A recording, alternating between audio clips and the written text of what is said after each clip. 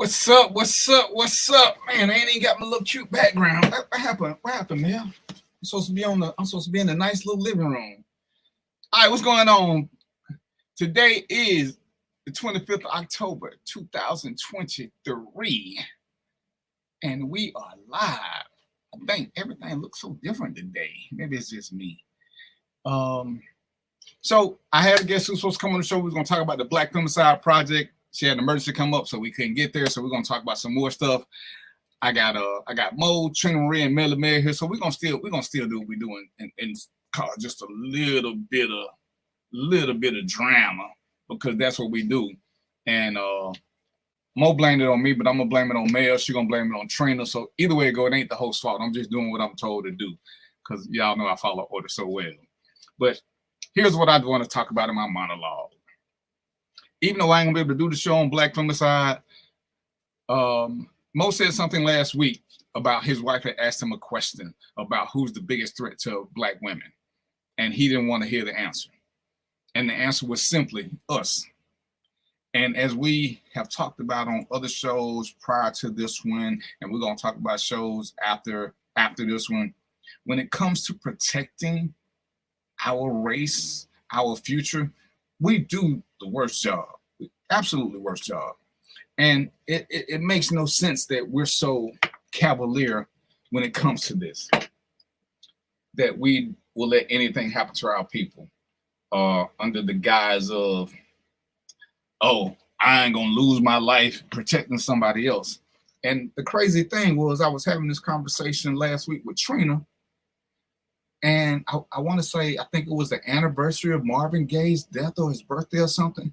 And did y'all know that Marvin Gaye, that singer extraordinaire, died while defending his mother? So doing the right thing, you could die any time. So this whole punkism thing that we got about not wanting to do the right thing unless there's something in it for us, our future is in it for us. And that's something that we need to seriously consider when we decide that we aren't going to do anything for the betterment of our own people. And it just kind of makes no sense at the end of the day. What's the grand scheme if all we're looking for is something personal out of it? This is the reason why we don't have insurance, because we're not worried about the legacy. This is the reason why we don't have whatever it is we ain't got, because we're so into us. Y'all don't think that that's a slight problem? Y'all don't just, it doesn't just bother you at some base level that we can't do what we're supposed to because our selfishness reigns supreme? Make it make sense. Make it make sense. We compare ourselves to every other race, but every other race is designed to procreate, to survive, to overcome. We talk the talk, but we won't walk the walk. When it comes time for action, we can come up with 1,000 reasons why we can't do something. When it's time for action, we can come up with 1,000 other things that we need to do first. When it comes time to be responsible, we got to go do something else. But when it's time to blame, we rise to the forefront. You know, we will uplift each other in the craziest of lives. We are the chosen ones. We are this. We're the kings. We're the warriors. We're the future. We will praise ourselves and tell us how much everybody else is trying to keep us down. But when I look at the comments, when I look at real life, the only somebody I see that's trying to keep us down is, I don't know, us.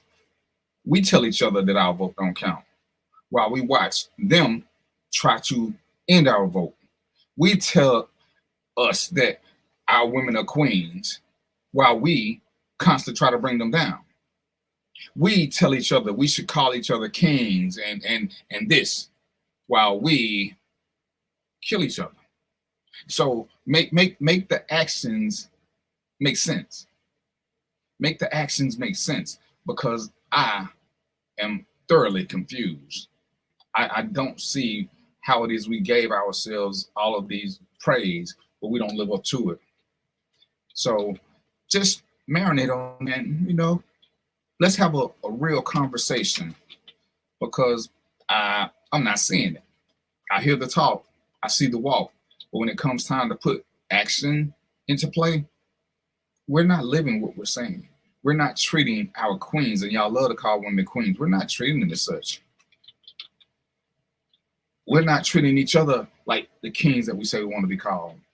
We're not teaching our kids anything. We're not leaving legacies. We look to me like we're doing a pretty shitty job, and we hate being called out. That's the only time we stand up, is when we get called out by each other. But when society calls us out, we start coming up with excuses.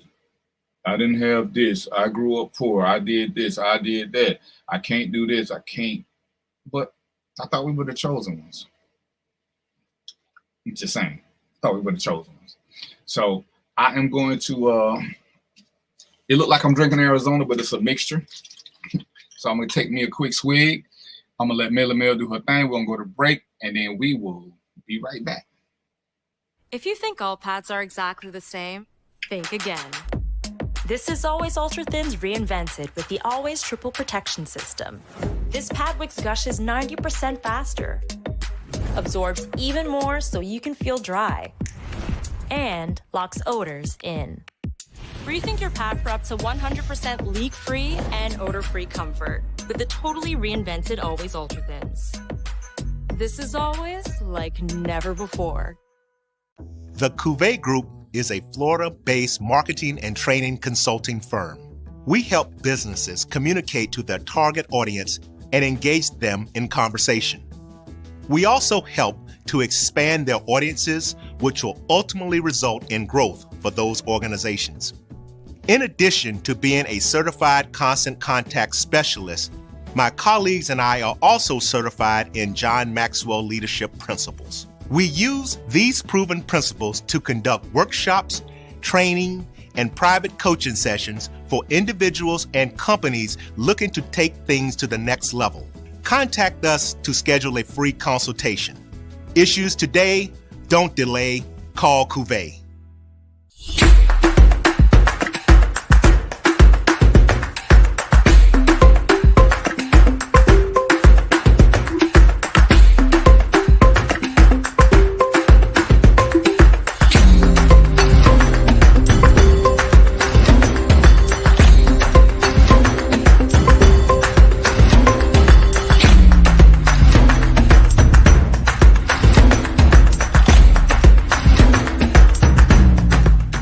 Looking for the latest information on Southern University sports, the Southwestern Athletic Conference, and HBCU athletics, there's only one place to go. Tune in to the Carlos Brown Show, exclusively on the Black College Sports Network. T. Madden and Associates is a sophisticated and experienced law firm located in your neighborhood. We're turning injury to cash. T. Madden and Associates obtained almost $2 million for my injury. They turned my injury to cash. Now, we can't guarantee how much your injury is worth, but we've recovered millions for our clients. Call T. Madden and Associates at 833-PAID-123. That's 833-PAID-123.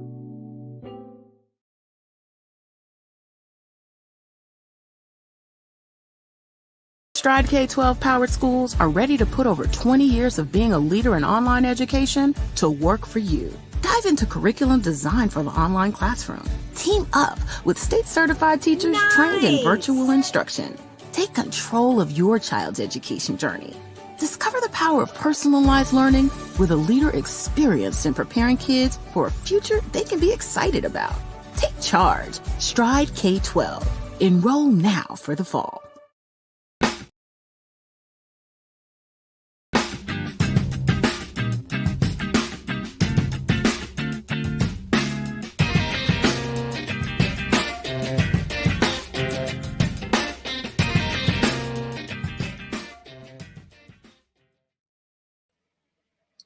All right, I guess we are back. It's kind of hard for me to tell because I don't see us on Facebook, and I'm not sure why. So I don't. If you guys are commenting, I don't see it anywhere. So just kind of bear with me, because because I'm confused. But as we're doing that, one of the things I wanted to talk about was purpose. And somebody had brought up to me asking me about purpose. I'm sorry. Mo is here. Mo, say hello. Yes, sir. Okay, so here's What's going on? Yeah, I'm here, bro. So yeah, I wanted to talk about purpose because somebody asked me to come on the show and talk about my purpose, and he told me what he thought my purpose was.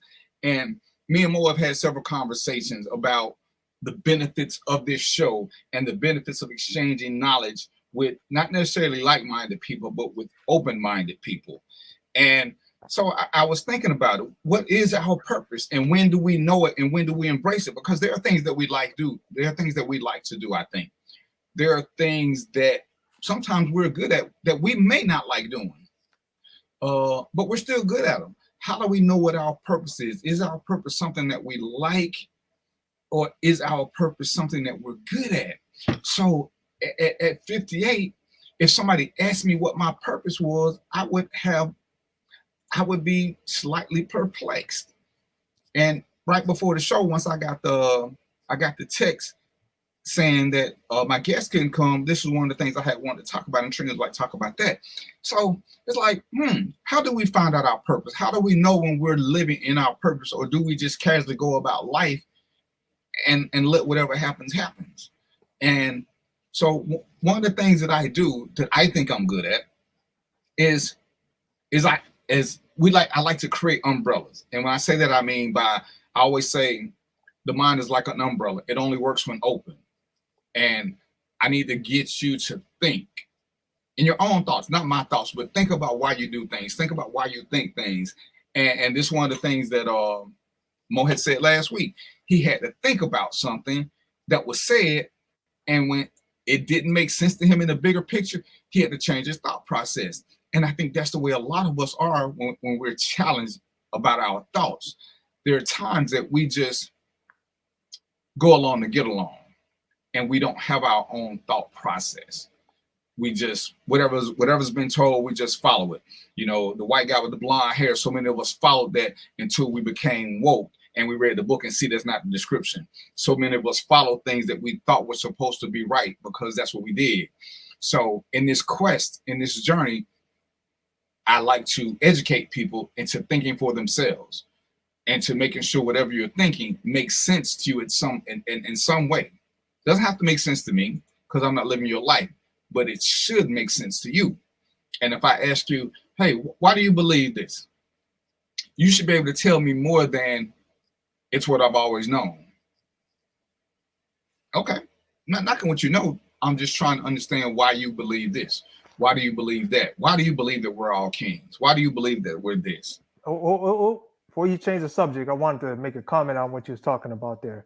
Purpose. You're talking about purpose, right? Right. So I'm gonna use you as an example, and me too, but primarily you.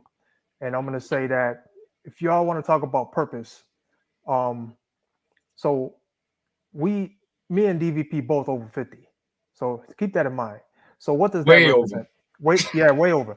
So what does that represent though? You gotta think about this in context. That represents something, not just a guy having a hard time climbing the stairs. It means that we've been through challenge.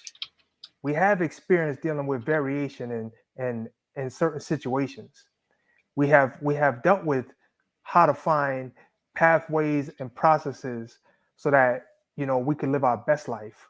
So all of that, you take all that and you ball that up, and trust me, if you get that, the earlier you get that, the better your life is going to be. So when you want to talk about purpose, that right there is probably the primary purpose of the show, or at least part of it. But I can't speak for DVP, but I know for me, that right there is definitely my purpose. And that's why I show up all the time, because I don't want anybody to go through what I went through. And I think, and I appreciate, I think that's something that we pick up, and that, like I say, is our purpose something we good at, or is our purpose something that we like doing? Like I said, I do the mentorship with the boys. That's something that I just feel like is needed. I talk about legitimation. I think that's something that's needed. Is it my purpose? I don't know. And it's crazy. At 58, I don't know what my purpose is. Well, so you can't say that in the singular form though. Purpose, you can't say in the singular form because you have many purposes, if that's a word. You have many. There's a lot of things that you bring to the table that somebody's going to benefit from because you've dealt with so much in your life, and you had to figure out ways to deal with them. And now we got younger generations coming up, and they're about to face some of the similar things, and we can give them knowledge to say, listen, young brother, young sister, things would be a lot easier for you if you go this direction. And even some of the people who are already, in their prime, they probably still haven't dealt with a lot of things. So that's why I say the purpose of the show is, and my purpose, exclusively is. So, like Mo, you do surviving metaphysics, and yes, you give it a description, and I know that when we talk, we want to educate. What's going on, Joe? When Joe's on the show, we want to educate people, get them to look at things outside of what is always thrust in your face. If you're going to support a fact, if you're going to call something a fact, have something to support it other than your feelings. And I'm good with that. And like I said, it was like, wow, how do you know? I joined the military. I became a cop. So is my purpose to be a public servant? Because these are things I volunteered to do. And I did like them. I enjoy the show. I enjoy more so the exchange that I get with people that I've met from social media, from the show. Without social media, I would have never met you and Joe. Y'all give me good stuff to think about. I would have never met Mel, even though, and it's just like with you two guys, I don't always agree, but y'all give me something to think about. Y'all give me a chance to open up my umbrella.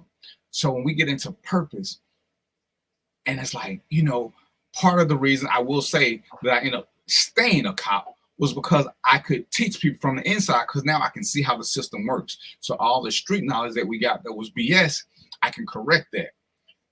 Trina had said something about, she thinks my purpose may be to be a teacher because I'm patient with people who got BS, because I will give you time to, before I tell you what the answer is, because I don't know the answer to your life, I'll let you tell me why you think a certain way. And when the light comes on, it just comes on. And she says, you have the patience for that. Everybody doesn't have the patience for that. As soon as somebody starts saying crazy shit, they'll just walk away. But you will take your time and at least go through it and make them explain it or make them think about why they think that way. So it's like, oh, okay, I'll go for that. And it's like, but it would seem that at 60 or close to 60, I would know. And Mo, you said something that I often fight against when people bring up age, because I believe that age is just a number.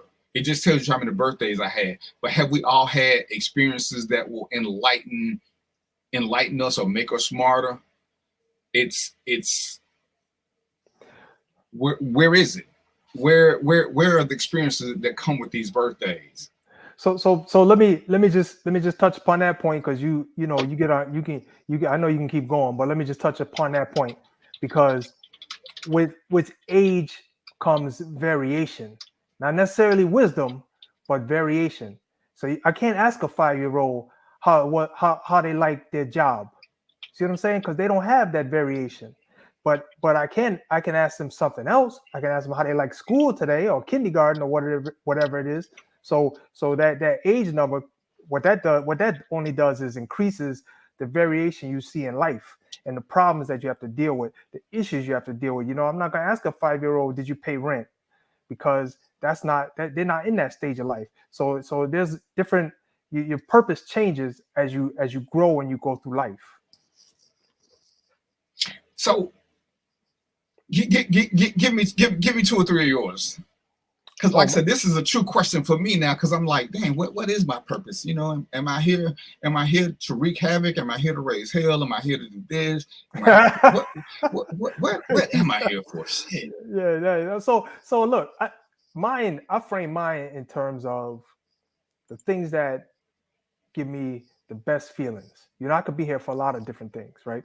But the things that give me the best feelings are when I'm able to enlighten somebody and give them tools or information that they otherwise wouldn't get.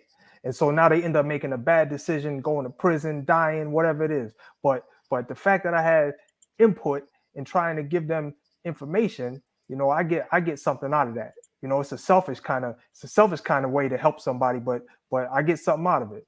You know, so I don't mind. And a lot of it, the basis of my premises are all based on the fact of how I lived. I ain't have nobody to turn to say, yo, how, you know, this is a problem I'm dealing with. How do I deal with it? Can you help me out?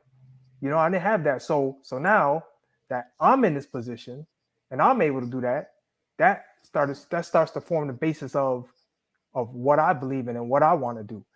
Another one is, you know, trying to live the best life I can. I grew up dirt poor, man, you know, in the worst parts of this world, of this country. And so, you know, just going through that, I'm like, listen, I need to find a way to live a better life. And now that I know those things and I got tools on how to get there, you know, I can share that with somebody, you know? So that's those two things are kind of primary on my list. I have some other ones, but those are like my personal primary ones, you know. And I know I could probably tell you some of yours, but you know, I'm not you. So, but I know that the information you have and the experience you have and the thoughts and the knowledge you have, that how it can help someone.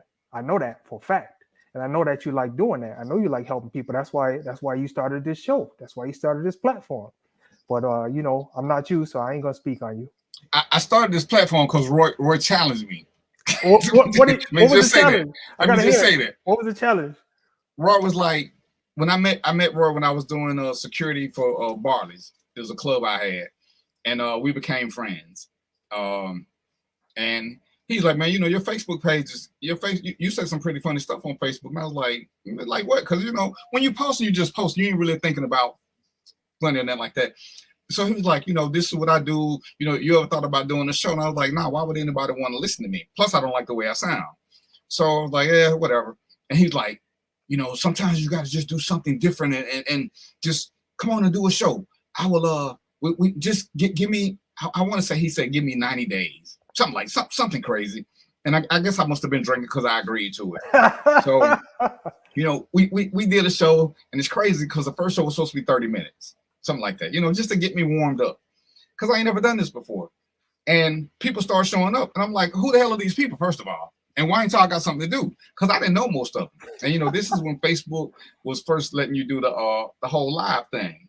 So I'm looking at these people show up, and I'm just like, why the hell are these people? Why ain't they doing something? Because we've done the show on Tuesdays, on Thursdays, and Wednesdays. We done changed days.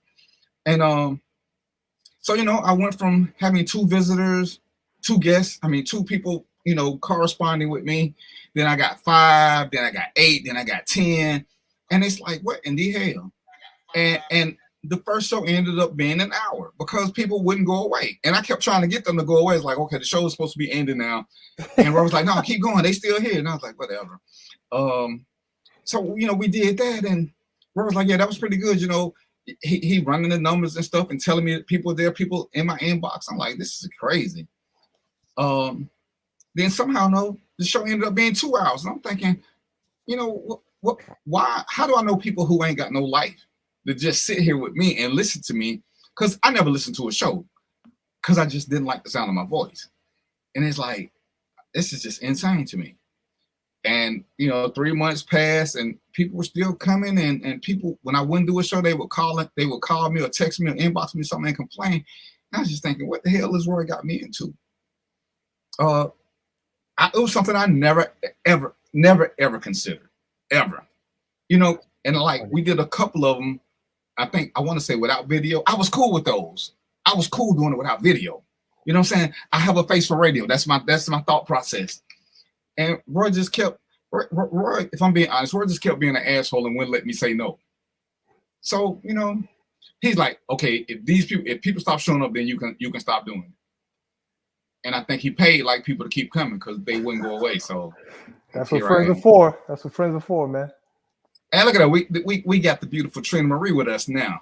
So Trent, I don't know how much you heard. We were talking about purpose and how do you find it, and is purpose based on something you like, something you're good at, or something you just fall into, and everything just falls into place.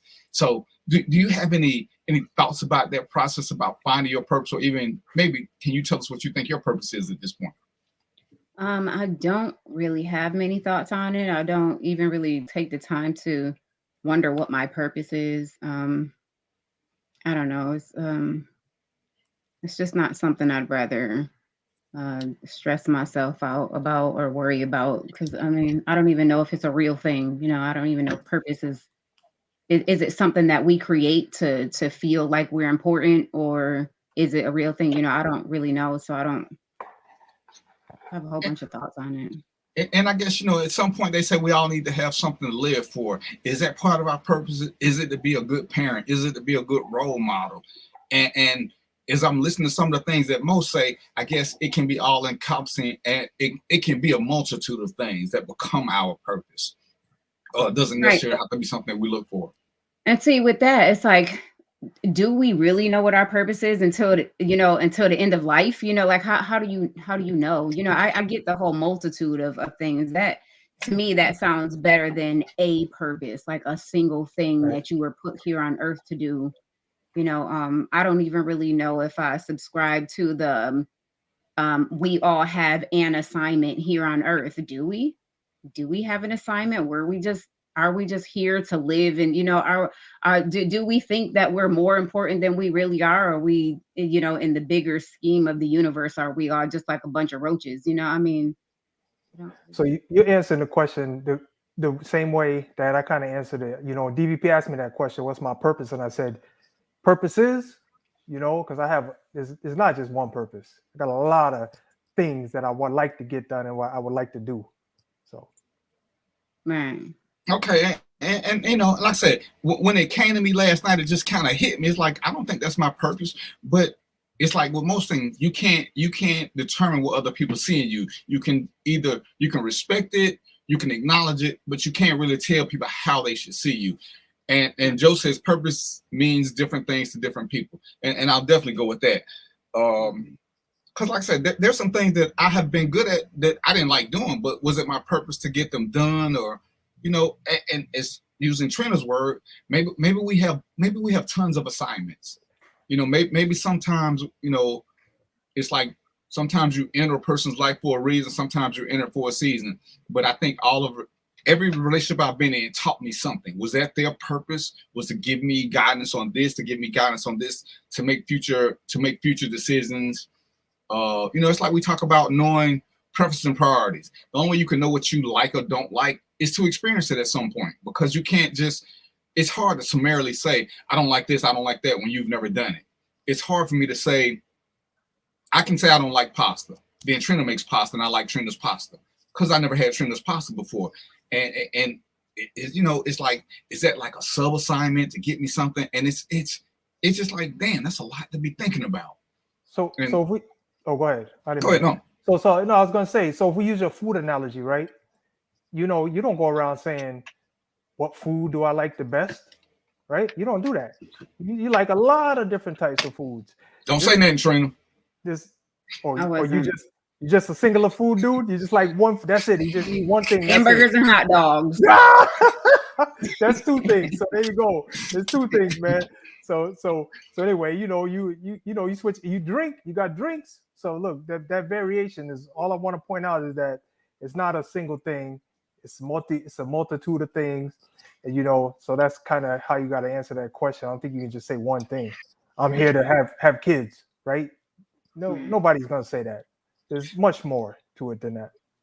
And it's funny you bring that up. I knew a woman who, that's what she did. And when her last kid was close to being an adult, she said she didn't know what her purpose was. So she went on and got pregnant, because she says the best thing she does is raise kids. So she had another kid. And that's like, that is crazy.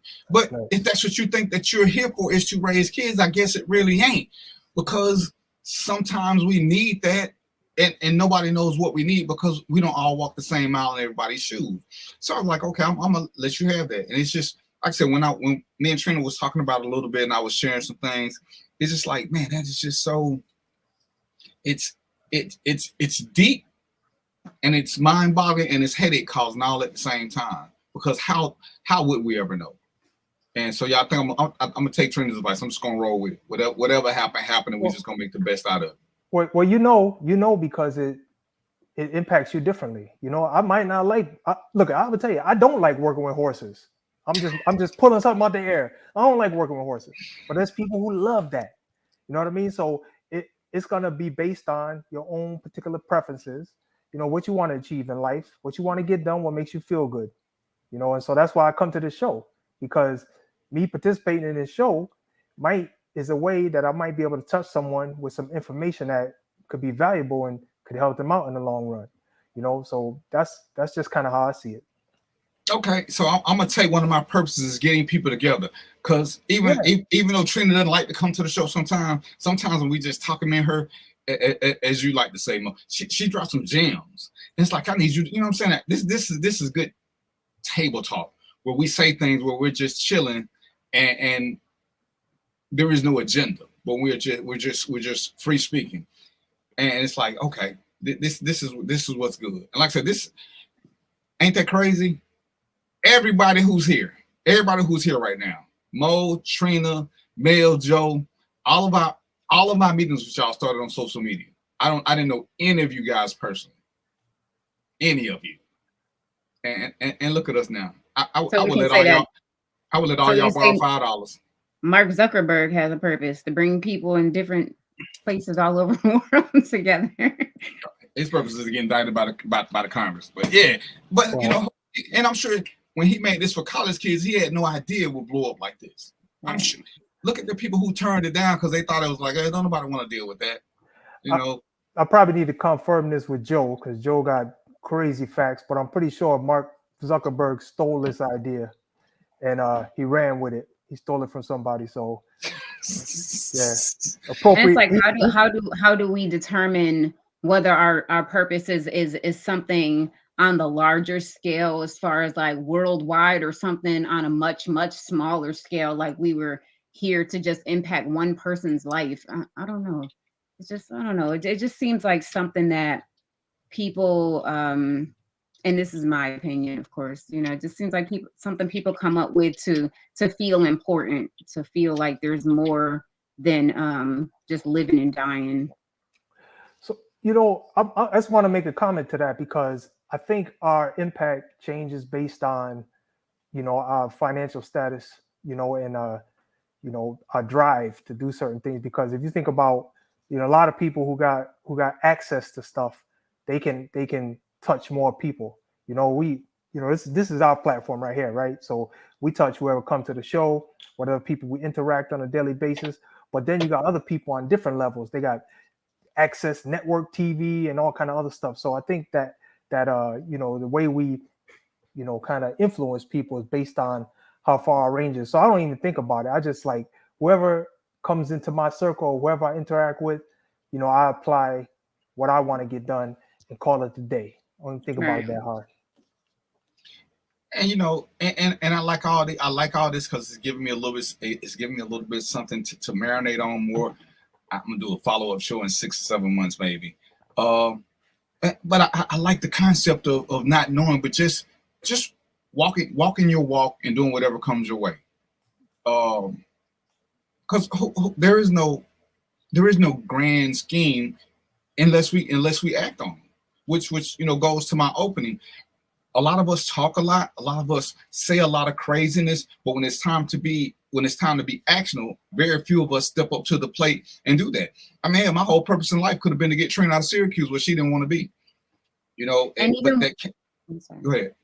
I was gonna say, and even when there is a grand scheme, do you realize that that's you know your purpose? Like, did Nelson Mandela I think this is my purpose, or did he just do what he felt was right at the time? You know, and you just got to go with it. Well, so and then you know, just to add to what you guys are saying, you know, the universe will tell you.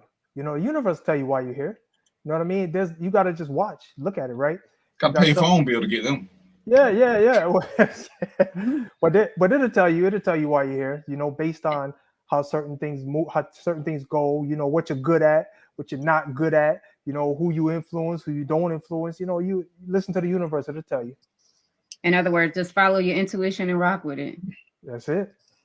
And you know, as we talk about that, and I'm glad you brought that up, Trina, because it gives us a segue.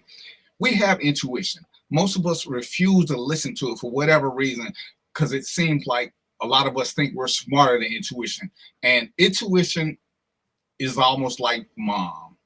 You want it to be wrong one time just so you can say, see, but intuition just seems never to fail. We'll ignore it. We'll think, well, if something go wrong, I still got this. You know, when mom says, I don't really like her, you like, mom, I got this. You know, so you can't be right all the time. And then 5 months later, you realize, damn, she was right again. It's crazy how many of us, because, you know, we love to say women's intuition, but men have it too. We know when things don't feel right. We know when something is off kilter, but we'll go through that forced struggle, because that's what it is to me. Something's telling us not to do it, but we're going to talk ourselves into doing it, because I think for men it's machismo. For women, I'm not sure what it is. Trina's here. She can give us her thoughts on what happens with her. But why is it that we like to fight instincts? Look, man, I just. Oh, I'm sorry, intuition. You talking to Trina? Go ahead, Trina. You can go ahead. If you want to answer I don't remember saying I had anything to say about it, but you know, but I think it was last week where I was saying something about it seems like humans we tend to like to fight our nature and go against it, because for whatever reason our brain thinks, like you said, is smarter than nature. I look at intuition as I can tell Mo got something, the connection to the universe and stuff, but I look at it like the universe, it's our guide. That's the way the universe speaks to us, because other than that, like, unless we're psychic or something, how do we know things that we don't know? I don't even know if I'm getting too deep or sounding all crazy right now, but it makes sense. Nah, you good right like, now. How do you come into a room and feel people? How do you just feel energy? You know, how do you do that? So it's like the universe knows something we don't know, and it's telling you follow whatever that feeling is. And I know for me personally, I remember 2 times distinctively that I was like, oh, it's gonna be okay. It wasn't okay. It wasn't okay. I should have listened, and I learned over time to trust that intuition, no matter if I know the answer to the end or not. Just go with it, rock with it. It's never wrong, and that's just what I do. You know? Yeah, and I just clarify something. I do not have a connection with the universe, not at all. But let me just say this, because this is in my, so, you know, I wrote an autobiography, and in my autobiography, you know, I almost fell off the cliff like 100,000 times, but I'll just say that I took my best guess, and most of the time it's based on observation. You know, I paid attention to what was going on, and I used that. So you want to call that tuition? That was my tuition. Just really observation and saying, that don't look right. That don't sound right. I'm not doing that. I'm going this direction, you know, and I took all that and applied that in my life. And that was my quote unquote intuition. And it seemed to work out, because I'm much better off than where I started. So it seemed to work out, but I don't necessarily have intuition, or maybe that was, I don't know. I can't tell you. Now, you just said a couple minutes ago that the universe will tell you what your purpose is. So how the universe going to tell you what your purpose is if you don't have a connection to it? Oh, okay. So what I meant by that is, do you like to do a particular thing? Are you in this universe, right? If you're in this universe and you got a way with kids, let's say, I don't know, I use you, Trina. Let's say you got away with little girls, and you can mentor little girls, and you can get a connection with them, and you can help them do the thing. So that's what I meant by the universe, not some kind of psychic kind of thing. You know, that's what I mean by the universe to tell you what to do. Mel says she's just here for your look, Trina. I see it. I'm trying and I gotta kind of go with that because in my years as a cop, there were times when I was like, I'm not getting out this car. I'm just not getting out this car. And everybody's like, man, you know, you that dude, everybody think you the biggest, bravest thing on the planet. I said, yeah. You know what I learned about being successful and not losing? You don't put yourselves in a position to lose. You know, I talk about it all the time. Most bullies don't fight bullies because they don't want to lose. They pick on a lesser person. When I was a sheriff, there were times when I got a piece of paper and I need to go to a door, but something is saying, you know what, young fella, you might want to sit your ass in the car today. So I'm thinking, you know what? Today is a good day to ride right on by. I'm just gonna put no one home. Somebody else can come do this because it don't feel right. You know, it's like I'm good. And you know, I laugh and joke about the time I went to this one guy's house and I should have knew it was a setup. But at his door, at his property line, he said, nothing beyond this point is worth your life. I took that as a sign. That's a sign. That's as big a sign as it gets. There was nothing beyond that tent that was worth my life.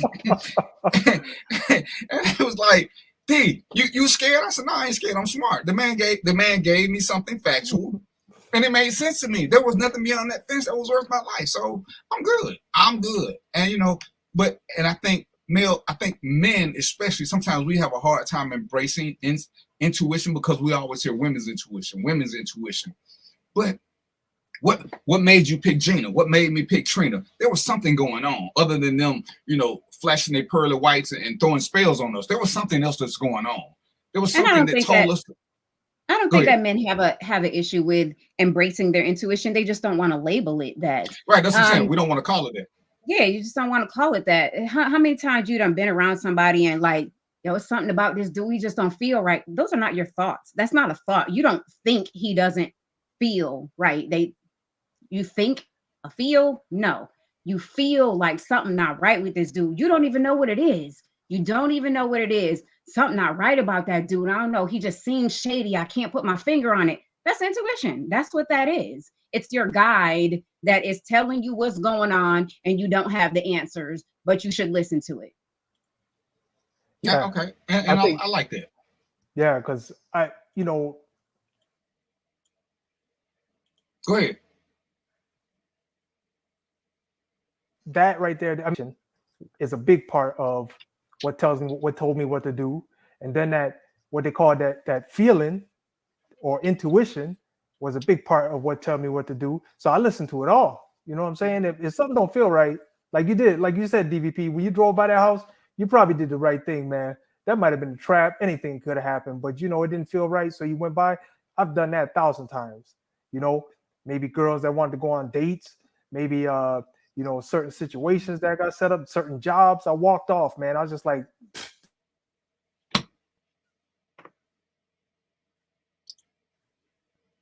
this ain't for me. I'm out of here. Quote unquote intuition a lot. So men do it too. Hey, they might want to call it quantitative analysis, but it's intuition. And right, men gonna pick that because we like that word. Quantitative analysis sounds so good. Yeah. And see what you did, Joe? You said not true. I teach officers, men and women, to follow their instinct. And we'll change the word, but when women do it, we call it intuition. And I guess for the purposes that they're all interchangeable. But I think men we like a stronger word. We don't like intuition because we always hear women's intuition. We don't never hear human intuition. And I think that's why we don't like accepting it as it is. And like I said, we talked about this, and so many people will avoid it. And you know what's cute is instinct is a synonym for intuition. Intuition means the ability to understand something immediately without the need for conscious reasoning. Again, you don't need to know. You don't know the answer. You just know that something is not right. That's the definition for intuition. Instinct is an innate, typically fixed pattern of behavior in animals in response to certain stimuli. Usually that stimuli is that feeling. So they're the same thing. So both of those, you probably have no data. You see what I mean? So other stuff, like you get a whole bunch of data, and you do a quantitative analysis. You say, man, I know 10 people that went down that street and they ended up dead.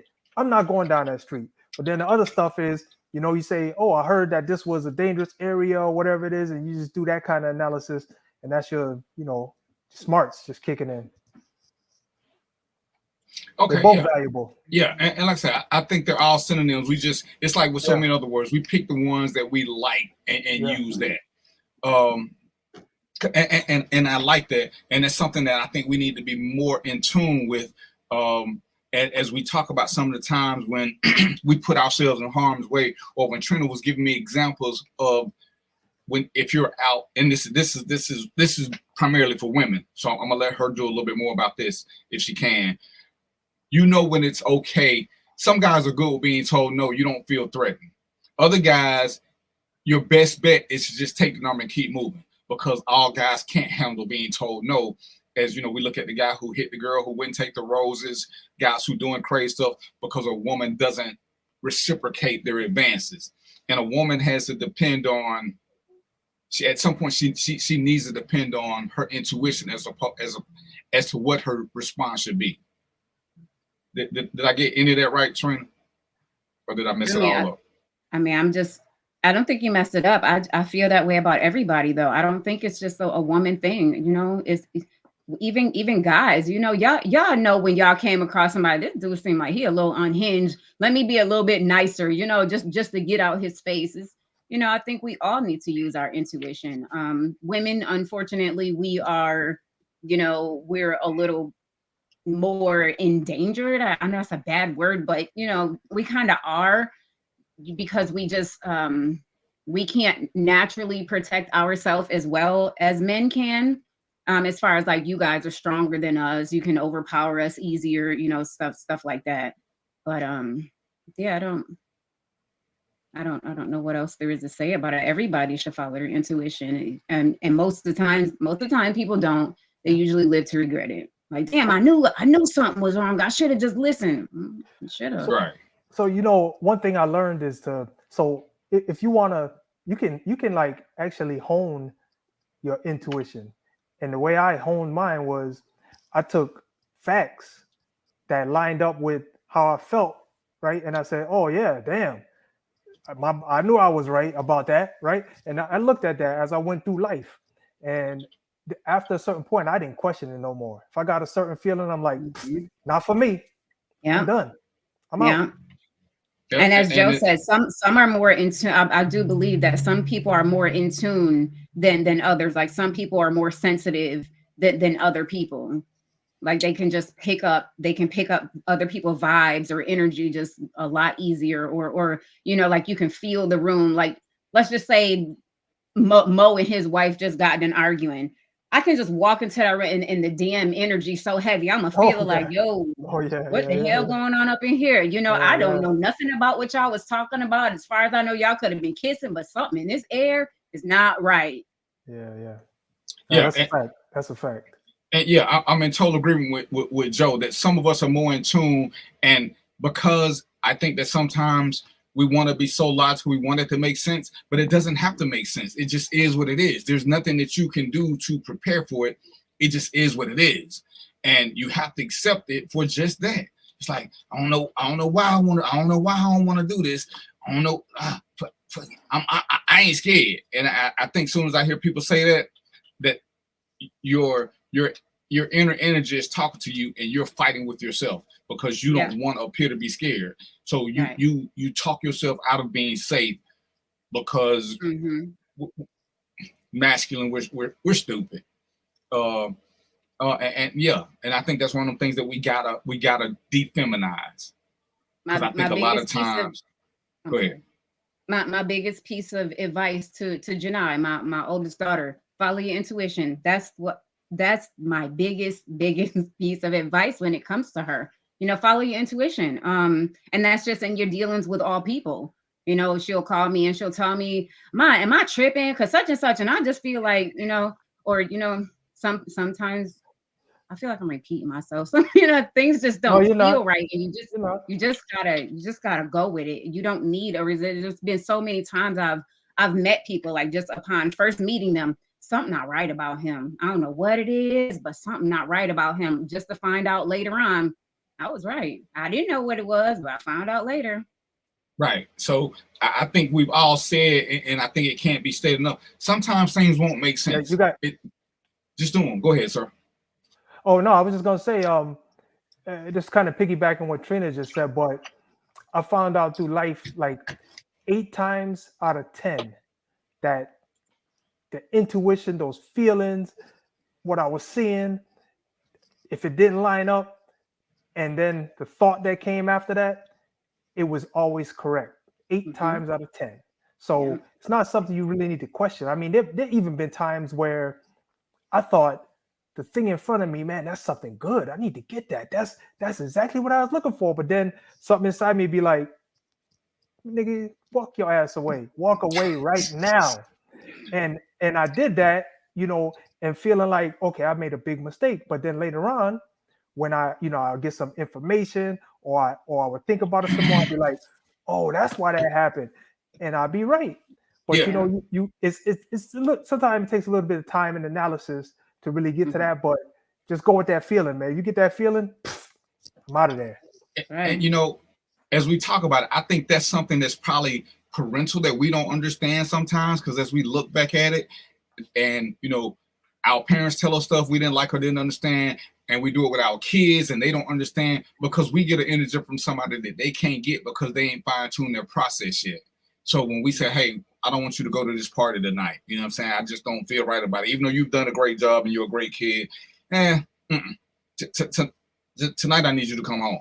And they don't get it like we didn't get it. And I think that's one of them things that, as Trina was saying, she has Janai's best interest at heart. So she's always looking out for Janai, where sometimes as Janai, when she's younger, Janai's just looking to have fun. She ain't thinking about all the rest of things, because as we're younger, we're pure. We don't see the world as being a bad place. Our daughter Zuri loves everybody. When Zuri doesn't want to hug somebody or speak to him, there's a clear and present danger, because that's just who she is. And it's funny that we talk about her, but even as she is, and she loves everybody, she used to love the girls next door. Now they can be outside. Zuri don't even want to go outside with them no more. So to me, that's a sign, because she would stop what she was doing. She cleaned up her room in 2.6 seconds to go outside. Now she doesn't stress it. So I was just gonna add to that, because that what you just hit upon, DVP, is a real good example of intuition, right? Think about this. Kids don't even have a lot of data, but they got intuition. They got those feelings, right? They know when something ain't right, when something don't feel right, something don't look right, something don't seem right, right? So that's that intuition. They got raw intuition with no data. You know what I mean? So this is real. It's real, man. Listen to it.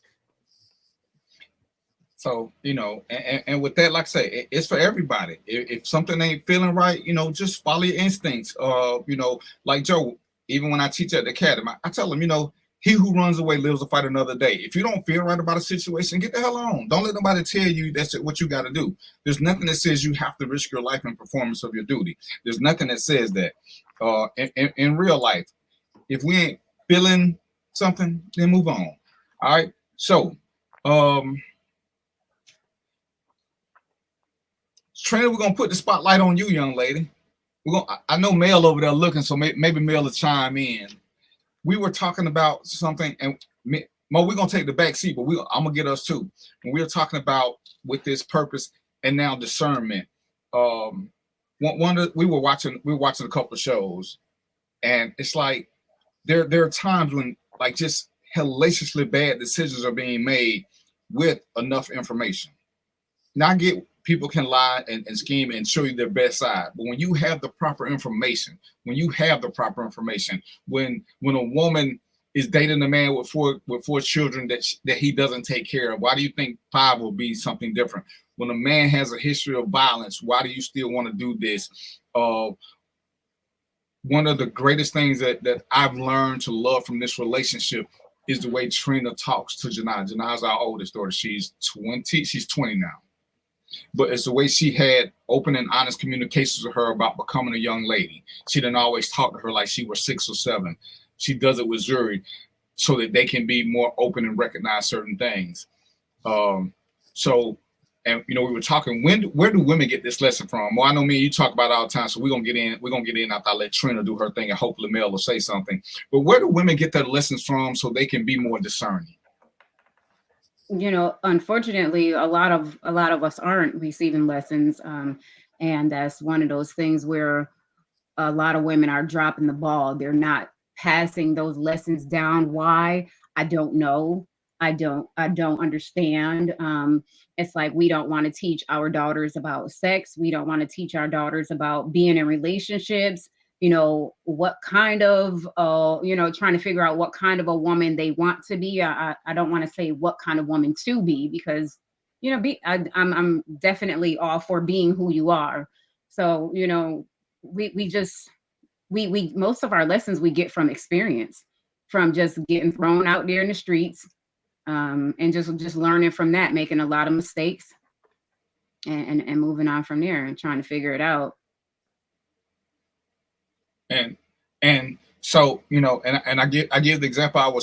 There was a young lady at work who was talking to me, and she was asking me a question. She was asking me questions about men. So, we just exchanged and banter. And she was like, I'm thinking about having his baby. And I was looking, I was like, where did you live with your mother? He lives with his mother. I said, do what you want to do, because at this stage you're technically grown. But why would you consider having a baby with a man who has no place for the baby to live? And she was like, well, nobody ever said that to me. And so I was like, why don't you ask a couple of ladies here who work? Because I'm thinking, well, damn, some of these women should be putting out little things. And like I said, me and Trina talk, and it's not done as much. And then when I look at Mo, even we talk about on the show, you say a lot of times, I wish I would have had this growing up. I wish I would have had somebody to give me this. And I look, well, damn, who gives it to us, Mo? Who gives us these little tidbits of how to deal with life, to make better decisions, to help along. So, hey, this is what I went through. Do what you got to do what you want to do. But let me tell you how, when I made this was this. How do we learn discernment? No, it's what Trina said. This is on the job training for like if you don't have parents who understand the process and can talk to you about it. If you don't have parents, if you're adopted child, whatever, depends on your situation. But if you're not getting that information in, it's on the job training. And I got that. And it's the worst thing in the world, because you spend so much time trying to figure out what life is and how to manage it and how to get through it and all this. You ain't got time to, but you see these kids that maybe are adjacent to you. By the time they get 25, they got like a PhD or a bachelor's degree or whatever. And you still working in Kmart, and you're like, what the hell's going on here? But I think my personal opinion is that it's because of the information, like you're saying, DVP, the information is not distributed to us early enough so we can make use of it. We don't get it till later on. I mean, half of this shit, it's part of my language, half of the stuff that I'm getting, I didn't get it until I was like 40. You know what I'm saying? It's too late. It was not. It was too late too late to use it when I was 20. That's right. For sure. You know what I'm saying? So I don't know the answer to that question, but I do know what we do need is we need counsels, and this, like I said, this show, I look at this show as one of the places where you can get that information. You need, if the girls need information, they can ask Trina. If the boys need information, they can ask us. If the boys need information, they can ask Trina. If the girls need information, they can ask us. This show right here is a platform where you can get that kind of information, because we all have their life experience, and we know how to save you some pain going through this life. And I don't even want to make it that simple, because sometimes it ain't even about talking to the same sex. Sometimes some of life's things, and I hate to use my daughter because she ain't here to defend herself, but like one day she had an issue and Trina could come to the phone. She just went into me, and I actually wasn't ready, because normally we just hold the phone until Trina's ready, but she just gave me the whole scenario and we talked about it, and I laugh, and my heart beats a little fast at the same time, because she can just ask us anything, and we're there giving her the best advice that we possibly can, based on some of the things we've been through, some of the things we think. I mean, she'll lay a whole scenario out there and don't think twice about who she's talking to. My son would do the same thing, and it's like, that's just one of the things that I love. And as I look, And I'm looking who tells how are we really laying the dialogue down. I do the mentorship. They came to us and they said, hey, we got about 8 girls. Can y'all mentor these girls too? Oh, no. I ain't mentoring girls. It's just a whole other thing. But I'm like, damn, where are the women mentors? Even though we know that technically they're mentally mature before us, as that's just life. But even when they're being mentally mature doesn't mean you don't make bad decisions, that you don't need a little help or a cliff note from here to there. And some of the things are so simple. They're so simple. I think Trinity, Mo, you want with me. Them being a little mentally mature quicker than guys just means that, some of their childish things they stop doing a little sooner, but they're still naive. There's still so much they don't know, so they still need to be guided and they still need to be taught. Right, because they still don't have the experience. They just ain't making childish decisions as much as we are. And it's like, where do they go? When, do they feel as comfortable? Because I can say this, even as a boy growing up, I didn't feel uncomfortable just asking random guys certain questions, or even just sitting around a table, because guys they have more free-flowing conversation. And like I said, I can't speak for women because I don't know this about women and how they talk, but guys have more free-flowing conversation. When you get in, it's easy to find an uncle or somebody who call you young blood or young fella, and they like, let me rap to you, young blood. Let me throw some game on you, young fella. And they giving you stuff. Some of it is jewels and some of it is BS, but it's like they're always waiting. It's always an elder who's waiting to give you something. And is this as readily passed on? Did you, Trina, could you walk up to women and hear them conversing and they didn't stop talking? They want to see what you want. They were like, let me tell you something about boys, and not just say that boys are nasty, no crazy shit like that. But they was just dropping little life nuggets on you. It seems like girls tend to get talked at. We don't get talked to. We get told what to do, what not to do, how to be, how not to be. Not like a friend. Everybody want to mother us. They want to parent us. They don't give what I gave my daughter. And unless you might be around somebody a little closer to your age, like my brother's girlfriend, who's 4 years older than me. I was able to talk to her about a lot of things. Unfortunately, we get judged a lot. We get judged an awful lot. So, it's kind of hard to just freely talk about the things that's on your mind without being judged, so you tend to keep a lot of things to yourself as a young girl because you don't want that. And I think that I just want to add, I think that works across the board too, because I was 13 the first time one of my uncles asked me when the last time I had some. I'm 13, man. Why are you asking me that? You know what I'm saying? You teach me something, man. So I didn't get the learning from anywhere, nowhere. I had to figure this out on my own. But and that's probably why I'm passionate about being here to try to, so we can influence people. But I was 13, man, and I'm like, I don't know nothing about nothing. You know what I'm saying? If you're gonna teach me something, then I'm listening. Otherwise, but and he used that to ridicule me after I didn't answer the question. He ridiculed me. So that right there that kind of destroyed me a little bit. I didn't really know what was going on, but it kind of impacted me. And so that's one of the things we got to make sure we don't do. Got to stay away from all of that craziness. So I didn't get it from nowhere. Which is why it's always great to have an open space. And I'm sorry, go ahead, Trina, because I got mine written down that I need to say. No, I was just going to say, we have to talk to the kids. One of the things that I've always kept in mind when raising my kids is always remember what it's like to be that age. And I think that's what a lot of adults forget. They forget what it's like to be that age, especially women. Like you got to talk to your daughter like she your homegirl. I've heard so many women say, I don't do that. I'm your mother at all times. That's why she don't talk to you, because you're her mother at all times. You gotta know when to stop being, I mean, you never stop being mom, let's be real, but you got to know when to compartmentalize, like I'm her friend in this moment. When talking to them about sex, you can't mother a sex conversation. You have to friend a sex conversation. You have to friend these things into this. I started talking to shit, man, I started breaching the subject of sex with Janai when she was 7.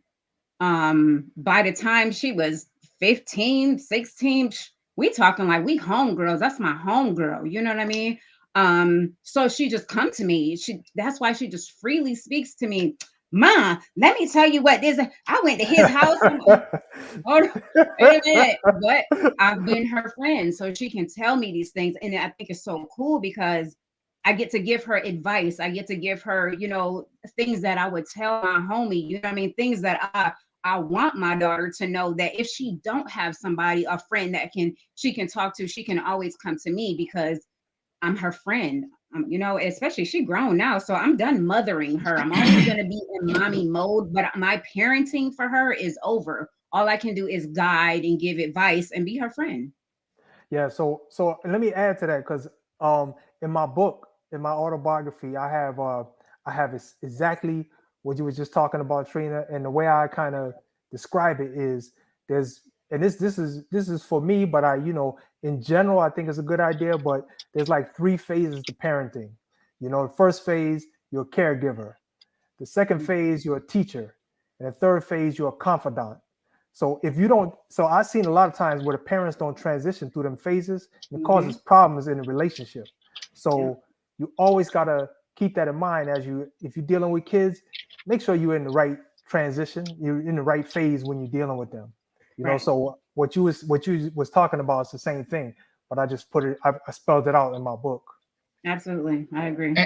And you know, it's like when Trina was saying, it's like, you know, with my son Marquise, we were so cool at a point, because I tell people, you know, you don't ever lose being a parent, but at some point you can't keep having conversations like a parent if you want to talk about real things, because they need to be able to have a real conversation. And sometimes if you make them talk to you as a parent, they can't speak freely, and what they're trying to say gets lost in translation.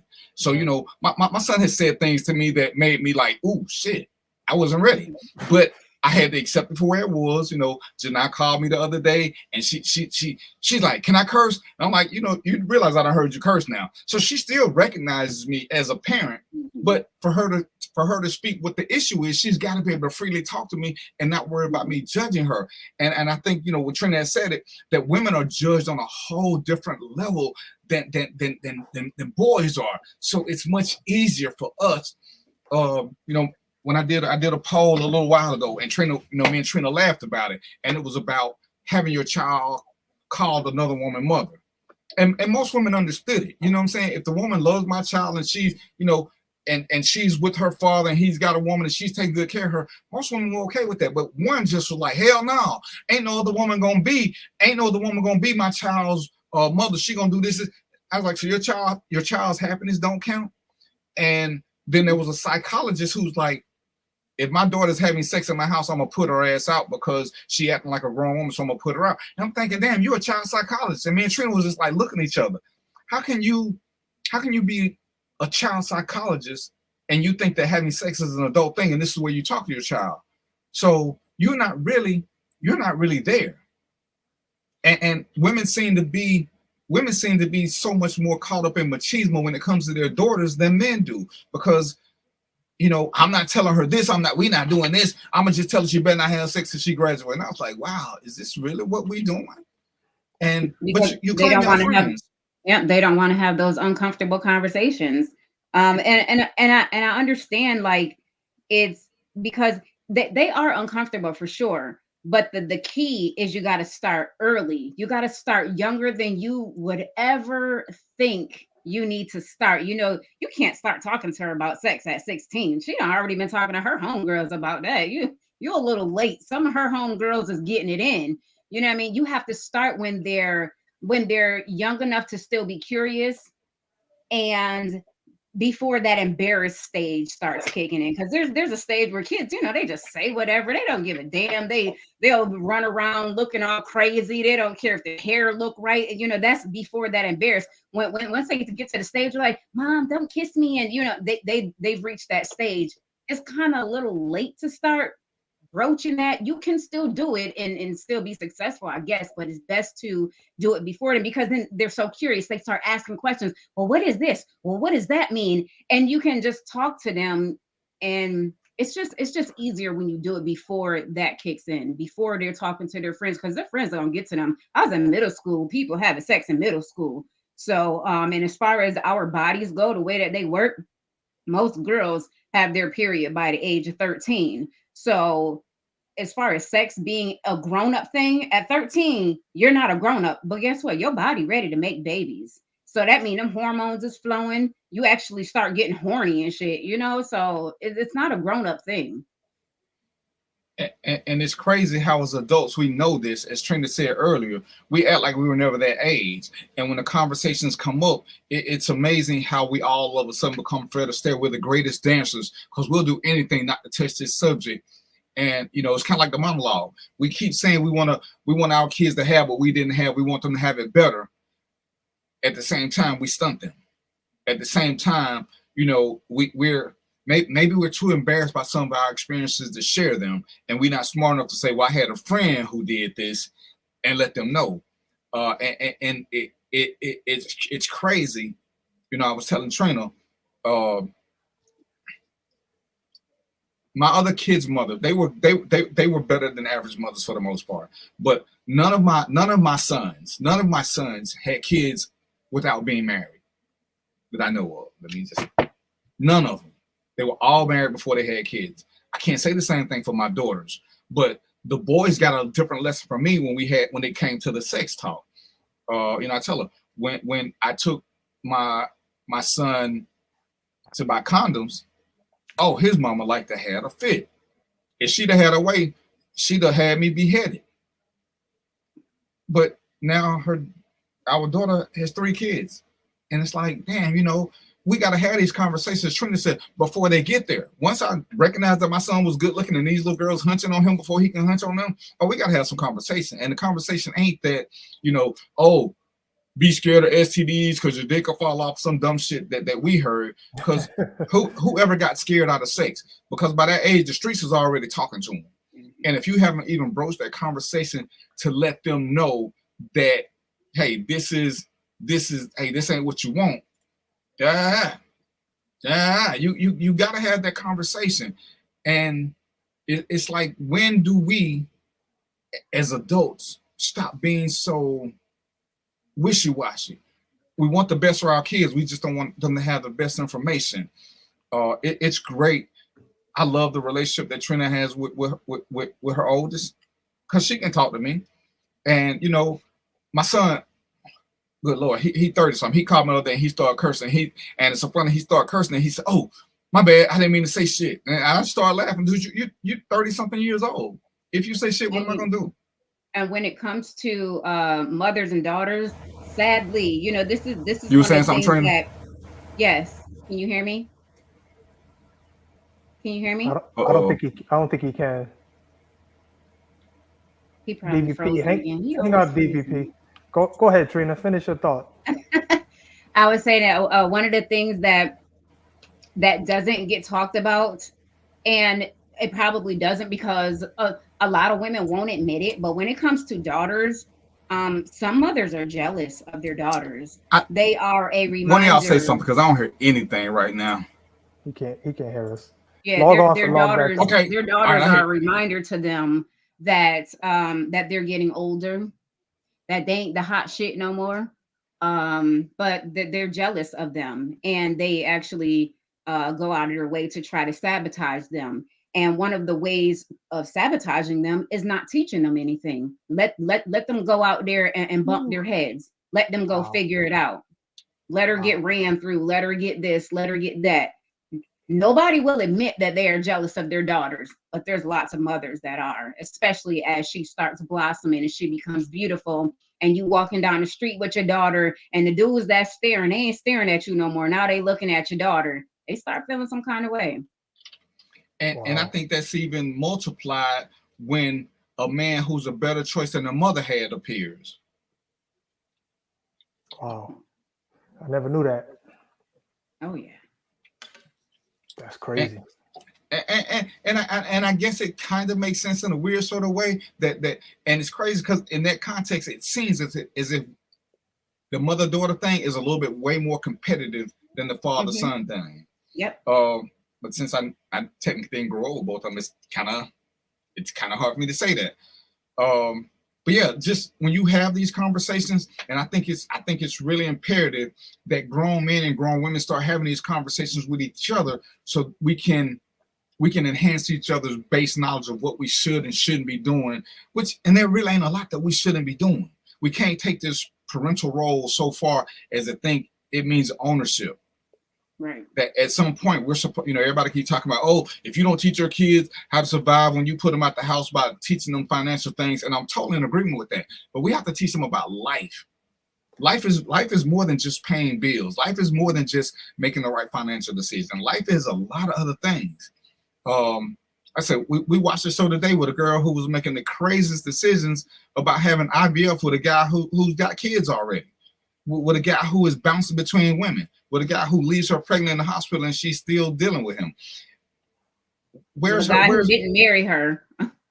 Where's the steam level?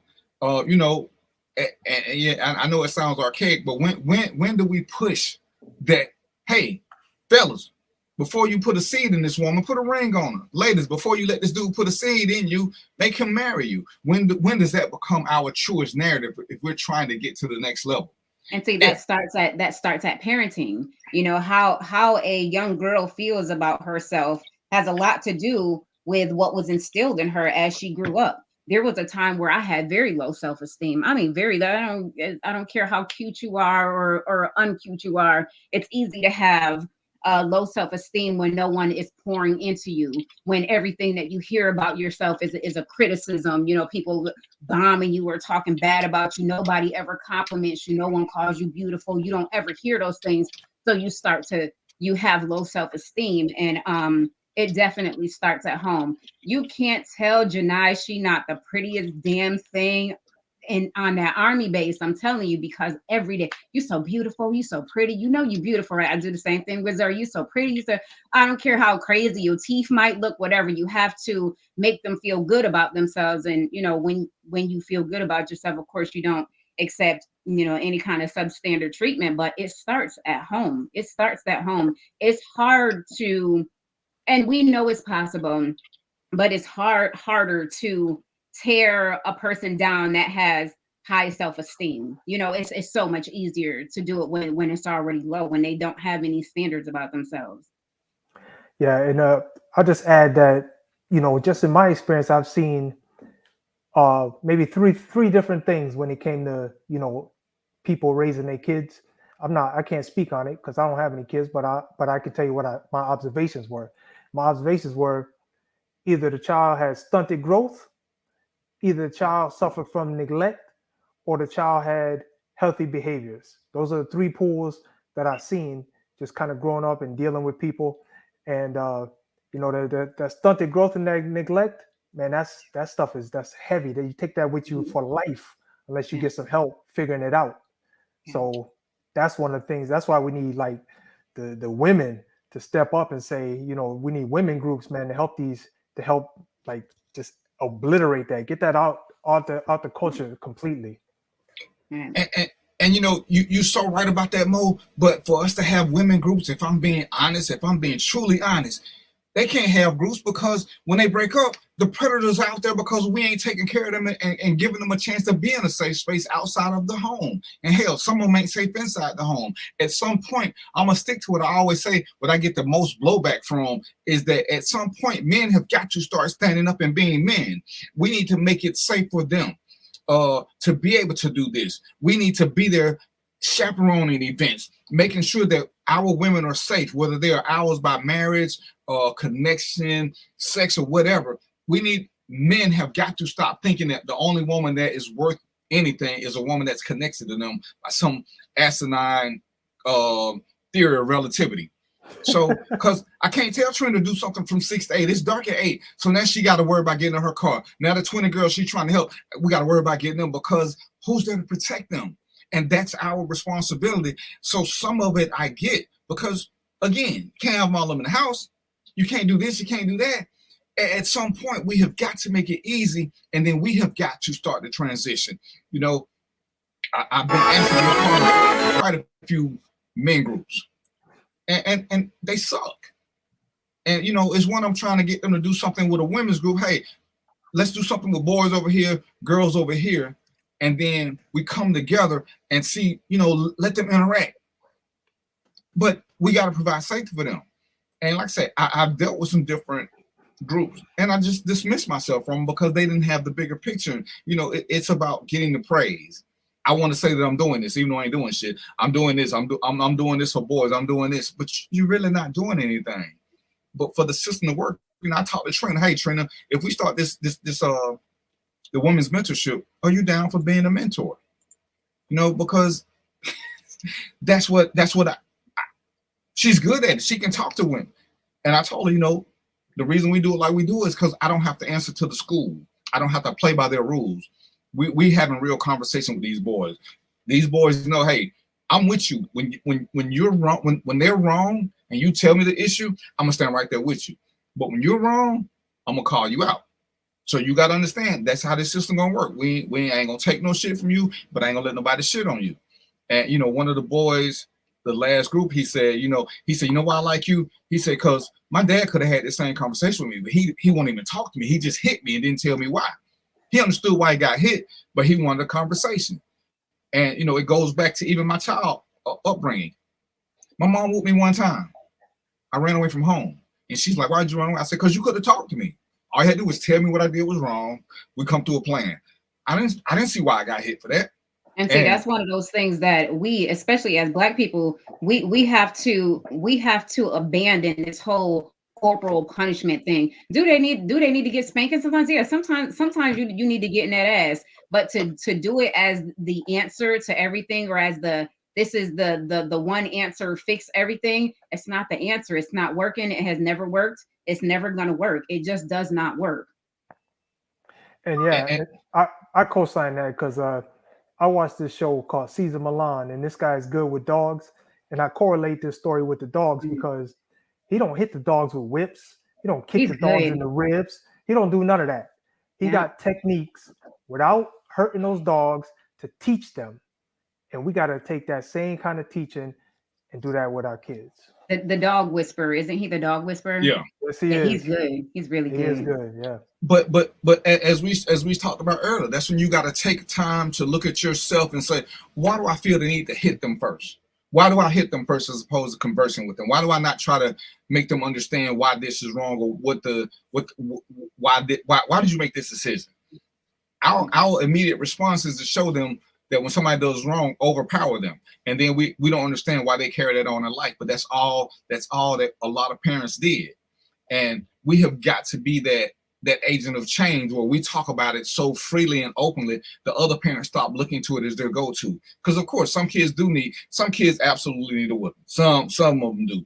But even with that, only sometimes, you know, we talk about breaking curses. That's a curse we need to break, because it does seem like we've been cursed with that. And that's the one thing, you know, we want to let go of everything else, slavery, except beating each other, beating our kids. That's the one thing we want to hold on to. And want to let go of everything else the white man taught us, but we hold on to that. Why? Because we're dysfunctional. That's why. That's our unhealthy way of expressing ourselves is through violence and anger. And it allows us to get a release onto someone who we know can't defend themselves or won't defend themselves. We get to beat them, and we get to make ourselves feel better, all while damaging them. Yeah, and it's crazy we use that analogy because one guy was telling me that, man, you know, they've been beating us. I said, so just ask me one question and I'll shut up. He's like, what? I said, do you know how to pick cotton? Because we was doing that. So if you picked up this whipping shit from generations ago, why don't you know how to pick cotton? That's different. No, if this is passed down, why don't we have farming skills? You can't tell me that beating is the only thing you know to do. But like I said, this is something that we have to speak on publicly to make people stop seeing this. You know, the last guy who unfriended me because he said I would love to adopt kids, but I know I'm gonna put the belt to him because that's what my mama did to me. Well, damn, the kids ain't even got to do nothing bad. You already ready to whoop them. And in order to stop, you have to have some level of insight. You have to realize that you yourself, you fucked up. You know, you kind of messed up. A lot of people don't want to own that something about them is wrong because we keep telling ourselves, "Oh, I got hit, I got my ass whooped, and I'm fine. I'm fine." You're not fine. Right. Yeah, and just to add to that, you know, that argument of because that's what my parents did to me don't work because, you know, your parents used to have to go down to the corner and use the payphone. You can't do that. So cut all that out. You know, things change, times change, things change. So you got to change with it. Yeah, and like I said, all kids don't need it. Some kids, like I said, some kids actually have honor, which I think is something that if we got into honor and teaching honor more like the Asians, a lot of things would stop because they don't do things because they don't want to dishonor their family name or whatever. But we have to have true morals. Morals can't be some of the crazy shit that we value right now. And you know, but that, like I said, that's something that we have to speak more publicly about as a collective, men and women, not just men or women, men and women. And we have to show people that this can be done so that we can start making them understand why do you feel the need to hit your kids? What is it serving other than releasing your pent-up frustration? Because yeah, we all get frustrated. Our parents got frustrated. And you know, when I asked the question, tell me which whooping made you feel loved. And everybody tried to dance around it. I knew they did. I asked you why they did. I said, tell me when you felt love. So if you felt no love from getting hit, why do you think your child would? And what did you learn from it that you couldn't have learned from a conversation? But it takes time, as Trina constantly points out, you got to start talking to your kids early. Yeah, you may have to raise your voice from time to time, but you got to start talking to them early. And sometimes we have to talk at their level because it's insane for me to try to talk to Zuri at a college level when she's 9. I gotta lower my conversation. I gotta drop down so she can understand what I'm saying. Oh, you know, the minutia of this. She gonna look at me like, what the hell? She ain't gonna pick up nothing. I gotta talk to her in a language that she'll understand. And this is, I think sometimes as we talk about purpose and discernment, we don't want people to know we don't know stuff. So sometimes we try to talk over their head and they just don't understand. Well, did you try? Because if I talk to him and I don't know him, I just met your son. I just met your daughter. We had a quick 10-minute conversation. You've been living with them for 10, 15 years. You don't know their language. You don't know how to talk to them so that they understand the error of their ways. You made me think of when Janai was 4, because I did a maternity shoot, you know, holding my belly, and she was like, "Mommy, why is your belly so big?" I said, "You were in there. You were in my belly." She's like, "How did I get in your belly?" I said, "Your father put you in there." And she said, "Oh, he put me on a spoon and he fed you to me." I'm just like, yeah, something like that. Yeah, I'm gonna explain it to her later, but right. My thing was, you know, by telling her father put her in there was to not lie. I didn't want to lie to her. I didn't lie to her. Her father put her in there, you know. He didn't do it on a spoon, but you know, I'll explain that to you later. But already, so from that young age of 4, she started to learn that babies get in bellies because daddies put them there. Right. You didn't give it a stork story. Yeah, and what you were saying about the honor, you know, that all starts like I said at home at a young age with when you're teaching, when you're building their self-esteem building, and you're instilling pride in them. They'll never get to a point where they feel like dishonoring their family is a bad thing if they don't have a sense of pride and some kind of level of high self-esteem.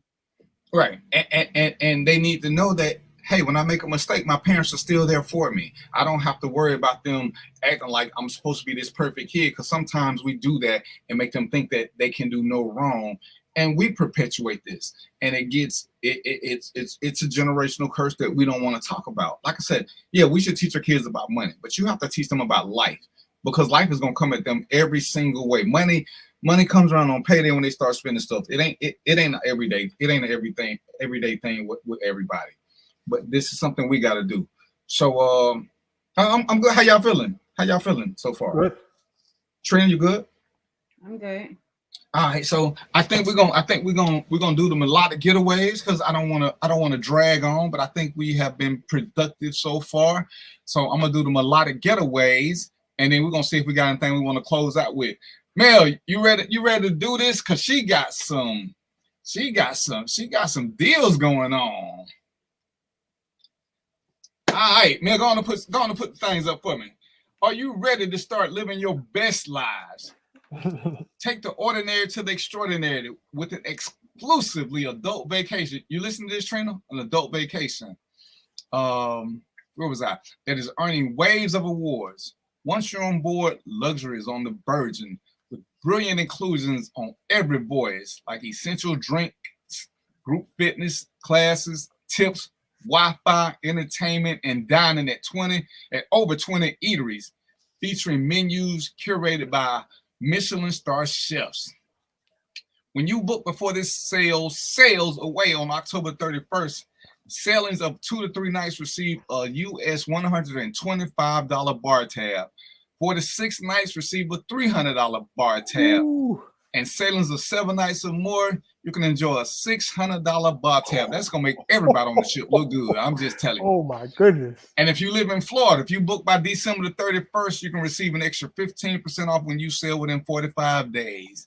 Pay in full and receive an extra 10%. So she got all this going on. And like I said, while we're doing things and we're becoming culture, one thing we gotta do is we gotta start expanding our horizons. When you get your tax money, instead of going out and buying rims or plan a trip. Go to another country. Go to another continent. Go somewhere you ain't never been.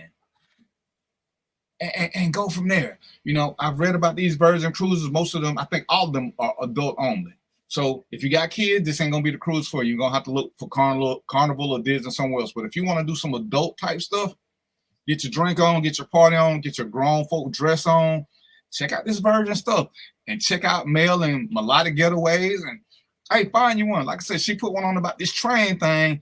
I've been wanting to take a train trip. I was gonna ride Amtrak just cause, but shit, I don't know. I think I want to do this other one now. What's up, babe? Yeah, I just want to say if you have to tell somebody to not buy rims and go out of country, let they ass stay here. They don't need to go.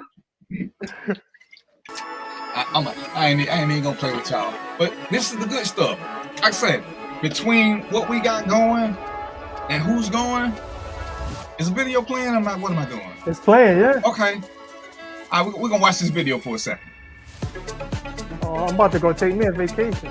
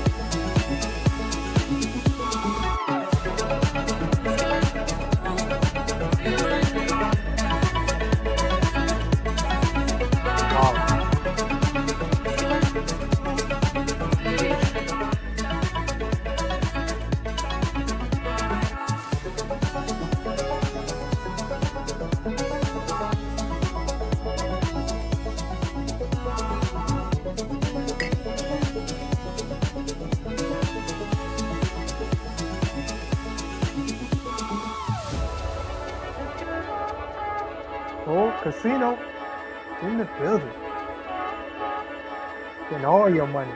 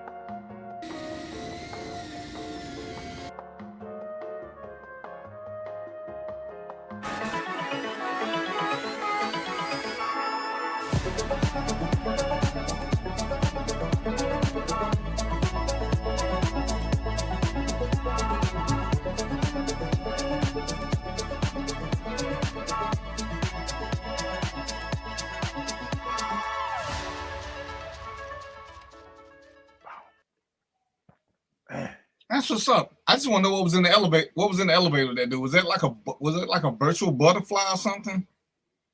They gonna get all your money. I don't know what that thing was. It was weird though. they gonna get you drunk, then have you gambling. They gonna put some mushrooms in your drink, have you hallucinating. She said it was a drone. Yeah, I'm gonna just say I don't want to get in the elevator with no drone. There's gonna be some problem. I'm gonna be scared. I don't want no drone in the elevator with me. That's some Taliban shit. But seriously, if you got the time to watch this and enjoy this and the knowledge we putting out there, save up your money and do something that you never thought about doing. That's what life is all about. We all have plans and things we think we want to do because we heard them. Everybody want to go to Vegas. Everybody want to go to the beach. You know, you can do them damn near anytime. Going to see another country, to see how other people live, going to take a cruise and just being around a bunch of strangers, that's where you make real memories. I ain't knocking Vegas or Miami or California, none of that. But going to do something. I don't agree. I'm sorry, sir. You don't agree with what? I don't agree. I don't agree with you telling these people if they small-minded enough to want to keep doing these same circular thing, let them stay there. Don't let them go to other countries making a fool of us. Let them stay. But some of them aren't small-minded. They just don't know about who can tell them different. That's what I say. If they watching this, ain't too many small-minded people gonna watch this because they know they're gonna get called out by Mo. Because Mo is the one who called people out. You're gonna have all these hood people going to India, acting the damn fool. They ain't gonna be able to get no passport because you still gotta get a background check to get a passport. So they ain't gonna make it no way. But there are people who want to know stuff, and we don't put enough out there for them to say, "Oh, damn, it's something different. It's something different." In the age of technology, you got to know what to look for. Listen, darling. They don't want to know. They don't want to know. They don't want to know. Some people don't want to get out the hood. They want to buy them rims and they want to floss and front. Well, if they rent rims. If they rent rims, they ain't going to the post office nowhere. That's why they living somewhere else because they didn't pay the taxes. But ladies and gentlemen, this is what we do, and we try to share some knowledge. We try to give you some things to think about because we can't control how you think. We just want you to understand why you think what you think. Once you can make it make sense to you, ain't that nobody else can tell you. But don't just follow things just because it's what you've always been told. Don't just follow things because you think you turned out all right. As we've said before, if you think beating people makes, and if you can watch people being beat and you're okay with that, then you're not okay. You're not okay. It's not normal unless you are paying to watch an event, boxing, UFC, MMA, something. But just hitting people, that's that bully mentality because you're only hitting your kids because they're smaller than you, because you're going to stop one day. And it ain't because you know now that they're a true threat to you, but you created that threat. You created that threat by never just simply talking to them. Kids understand a lot more than we ever give them credit for. People understand a lot more than we ever want to give them credit for. What we have to accept as being accountable and responsible is that sometimes we don't know what to say. And we push that off on them because we don't know what to say, because we keep wanting to use words that we don't know what they mean. We keep wanting to do this. But we're going to come up with some things. I got Mo, Trina, I talked about this. We're going to do a show on dispelling some crazy rumors that perpetuated in our society. Having sex standing up will make you have, what is it? If you have sex standing up, you won't get pregnant or some shit like that. We're going to dispel some of these myths. You mean among Black people, not in our society? Yeah, that's what I say, among our Other people know better. Right. But we say some of the craziest shit. And it's crazy that I would hear grown-ass people still repeat some of this stuff. And it's like, you got to be shitting me. You really believe that?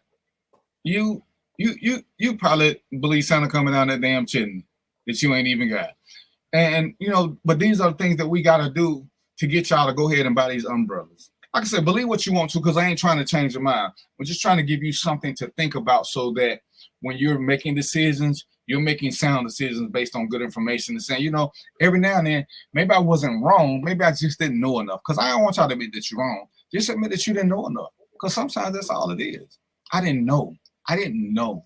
Okay. Now you got a way to know. And that's what we're here for. So in closing, I guess Mel ain't gonna be too upset if we leave early. And we're gonna do this the Southern gentleman way. Sherman, what you got for me in closing, darling? Trina took off. I'm sorry. You said what now? Oh, I said, hold on. What was that picture? Was that a picture of me? You got it. Oh, look at that. Look at that guy. You got. I want to know how to do that. What you got? What you got for us in closing? Nothing really. Bye. No, Mo, before you give me your closing, Mo, give us some stock tips and tell us about how to get to that page. Oh, stock tips, man. Y'all, I just say this, man. I hope you took advantage of the September downturn, because September was when the stocks dipped low. They're starting to come back. They haven't come back yet, so you still got time to invest. But pretty soon they'll make a rebound. So don't waste any time. And I'll say my parting words right now before I come back to you, DVP. And I'll just say this, I got a couple set of parting words. I got parting words for the parents.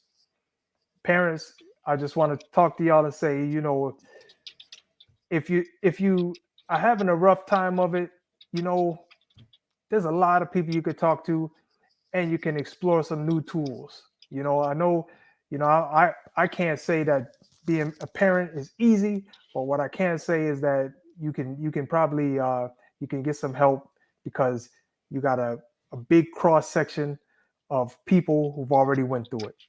And for the kids, I got two things for the kids. Find a good role model, because they can save you a lot of pain and help you get around a lot of obstacles. And put your pride aside. It's okay to ask. I got brought up in a time where they said, don't ask nobody for nothing. And I thought that was good advice. So I went through life that way. Stupidest advice I ever got in my life. So put your pride aside and ask people for help, and ask people for their thoughts and advice. It's okay to do that. Trust me. Well, I'll piggyback off of Mo with the whole advice, to the parental advice. Anyway, I would say one thing: let go of the whole "I'm not my child's friend." Be your child's friend, please. Be your child's friend. That's how they trust you. That's how they come and talk to you. A lot of y'all think y'all kids tell y'all everything. None of our kids tell us everything, not even as close as I am with my daughter. None of them tell you everything, but at least get them to tell you the important stuff. You can prevent them from making a lot of bad choices if they know that they can trust you and talk to you. And also, just always remember what it's like to be that age. Whatever age your child is at, remember what it's like. Remember the struggles that you had. Remember how hard it was to come forth, and so on and so forth. And you have to reach out, because they don't know how to reach out. They don't know what to ask for. So you're going to have to do a lot of reaching. All right. So this is DVP. This is Random Thoughts. I just want to say, hey, never be afraid to have uncomfortable conversations. The only way you were going to learn is to step outside our comfort zone. And even if you think be willing to have a conversation. Get the umbrella open up. Be willing to listen to, you don't have to adopt somebody's other ideas, but just listen and see if it makes sense. Because the more tools you have on the tool belt, the easier it is to fix things. Because there is nothing that one way is the only way. And we have to accept that sometimes people have been through other things. They may know a little bit more than we do, or they've been through an experience that we've never experienced. Age is not guaranteed experience. Age is just birthdays. But it's okay to put things out there and just ask questions. If it's about you and you don't want to bring shame onto yourself, do what we all do in line. Say, yo, I had a friend who did something like this. What do you think? You will be surprised at how many people, if you use a discernment and pick good people to be around, who give great advice. They know lots of things. They just don't come up and stand the conversation. And let social media be your friend. If all you're seeing on your timeline is negativity or whatever, You got two options. You can change your friends, or you can post something positive and be the agent of change. You don't have to join in on this other stuff. You don't have to sit there and piggyback and be unhappy. I was watching something where it says, you know, a lot of people are going through depression because of social media, because they let it consume their lives. They let it consume. They don't have the ability to disconnect. I've shut my pages down before, but before I got good at this, I would always shut my page down in November and not come back to January because I just needed a break. Now I just do it a couple of days a week. Trent said, you can just log off. You don't have to get caught up in the foolishness. Remember, you're grown. So for you to get caught up in foolishness means you're being disingenuous to yourself, unless that's what you like. And if you like drama, me and Mo talk about this all the time. Some of us like drama, so we keep getting into it. But at some point, you got to stop wanting to get dirty to do better, because you can't let total strangers control your life. Make your posts, log off, or just follow people who make positive posts or who don't post so much negativity. I got pages I go to just to laugh when I need a quick laugh. But this is what we do. Like I said, get you a good circle of friends. If you got kids, start building your village with people that you would want to be around, that you would want your kids to be around. If they got questions, or who you know will look out for them and make sure they're doing the best that they can. These are choices that we have, and we got to start taking advantage of them. And it's okay. It's okay to get help. It's okay to ask for help, even if you have to ask your kids. My son set up my YouTube page. I don't get it, but he got it. You don't have to be the smartest one in the room all the time. So with that being said, Mo, did you have one other something that you said you wanted to do? I thought I did mine. Or did you get it all in? I'm all good. I'm all set. Mo, is something happening? I don't see the stock market group. Did I miss it? Oh, I'll check when we get off. I'm not sure. Okay. All right. So yeah. Other than that, I want to thank y'all for spending time with me and holding me hostage. Mo didn't have to fight nobody today. That's a good thing. He ain't cussed nobody out. Trina didn't either. Mel doing her thing. She got us the video with the drone. So hey, say that one up and go have a good time. Do some adult shit. Everybody claiming to be adults. All right. So until next time, y'all know what it is, right? Peace, popcorn, and chicken grease, and we out.